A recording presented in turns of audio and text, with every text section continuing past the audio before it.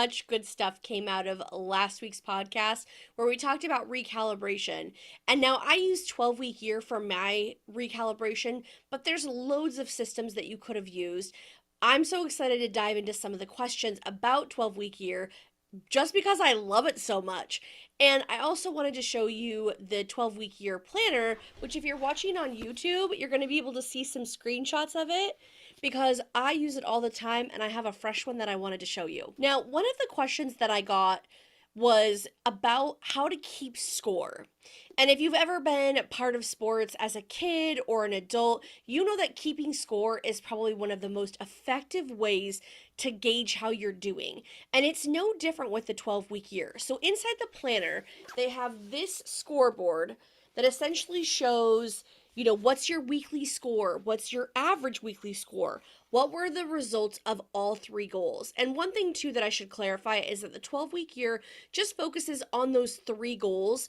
So having more than that, it just becomes kind of muddied. And we talked last week in that episode about taking on too much. That's one of the reasons why you only want to have three goals. Because if you're anything like me, I'm like, oh, I got this. I can do so much. And then I overwork myself and I'm just like exhausted. I'm like, I don't know why this isn't working. Well, it's because I tried to cram too much stuff in my plate. So that's the great thing about 12-week year is it's holding you accountable to just those three goals. What I like most about this book as well is that it has your weekly plan, which I think is important to plan out every single week, but then it also has your daily plan. So this daily plan has basically the actions that you're planning. So it's got today's plan tactics, today's results and accomplishments, a reflection of the day, and a place that you can rate how the day went, which I think is really cool to look back at your day and be like, was I effective? Did I get what I said that I wanted to get done actually done? It also has a spot where you can track your time as well as a note section, which I think is super helpful if you're using this book for not only tracking your goals, but as a daily planner. It just makes it so much easier. Now, one thing I do wish is that because it has a standard book binding, I wish that it was spiral bound, but that's just a personal preference. And that might be something that they come up with later. But jumping back to show you what else is here, it shows each goal has a breakdown of the tactics. So tactics meaning what are the steps that I'm going to get to that next goal. And I think why this is so important and why people had so many questions about it is how do you even do that? So my process is taking a massive brain dump exercise and just putting everything out on paper and then organizing that list. But during the brain dump process, I'm not organizing it all. I'm just getting it out of my head and onto paper. Things that I've been thinking of, things that have been bothering me, maybe something that's lingering in my head that I'm thinking about all the time. I want to make sure that I'm using that process to go through my list and organize it. Also, if you have followed along, you know that my Get Clear system piggybacks off the 12-week year system, and it's amazing.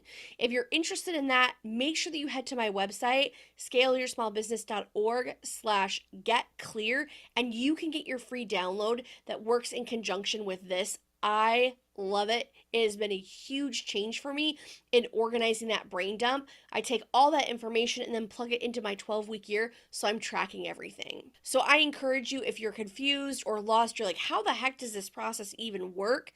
Make sure that you jump over to my website and check it out because it really can help clear up ways to organize your to-do list. Another question that we got was, when do you start the 12-week year?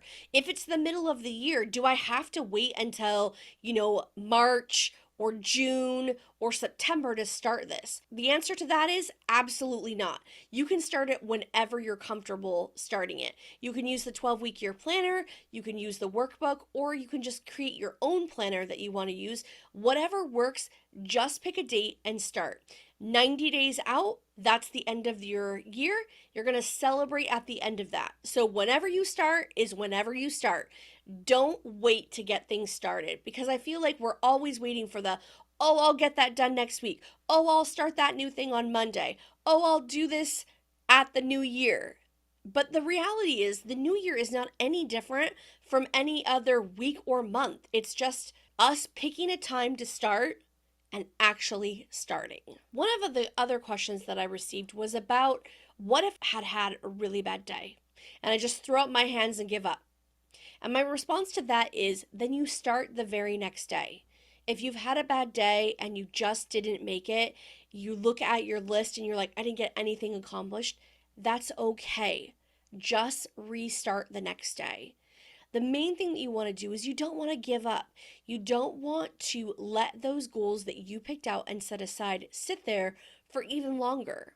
So you just have to pick yourself up, realize that yesterday is the past and you've got to move forward, and tomorrow is a new day with a fresh start. Don't give up. You just have to keep going. And if you're trying this for the first time, it's gonna be tough.